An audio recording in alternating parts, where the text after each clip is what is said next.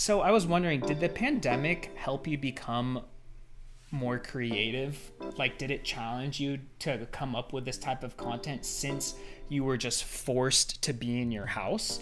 Because, I mean, you blew up during the pandemic, right? Yes, exactly. And that's my manager's favorite thing about your stories, because we love finding people who adapt to the current situation. And hey, that's what Filipinos are good at, you know, the whole like resilience thing, all that stuff. We're good at finding a way to make our way out of these certain situations. And you, where there were so many vloggers and content creators who basically crashed during the pandemic because their content relies on them leaving their house and stuff, you were able to create something new, something so sustainable. I'm not going to say easy, but something you can do from your own home, and you don't even have to see people and stuff. Indirectly, the pandemic has forced me to explore new ways of earning an income, because at the end of the day, that is one of the reasons why people really go into YouTube, is because they see a lot of people succeeding and having great lives from creating content online, and at the same time you're doing what you love. So when the pandemic hit, it actually, my family has a business that's related to tourism, so it actually hit their business hard. So I've been like contemplating what I should do in my bedroom. I've been lying down a lot and thinking of what content to do in order to, you know, give money for my family so that we could be able to survive this pandemic even though our businesses are gone.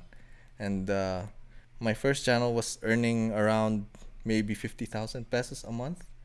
So I thought if I create another channel and I was able to earn around 30,000 pesos a month at least from daily vlogs or from some normal kalokohan, I would be able to give money to my family and to be able to, you know, sustain our business, because there's a bunch of financial things that when you are not able to pay your loans, they take away your house, stuff like that. So I guess indirectly, the pandemic has forced me to create this new content. And I think that's one of the reasons why the content blew up, is because there's a pandemic and a lot of people have been, you know, watching YouTube. Are at home watching YouTube. Yeah. We noticed that too.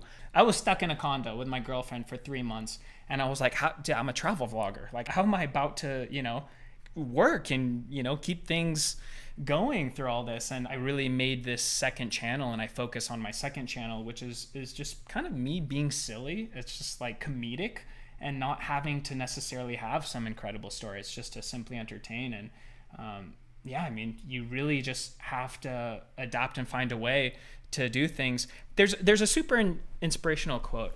It's like, in a time of crises, you can find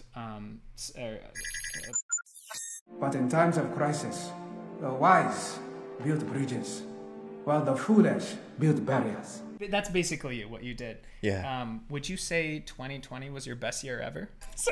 That's a weird statement, right? Yeah, for lack of a better answer, I would say for me, yes. Yeah, I guess so.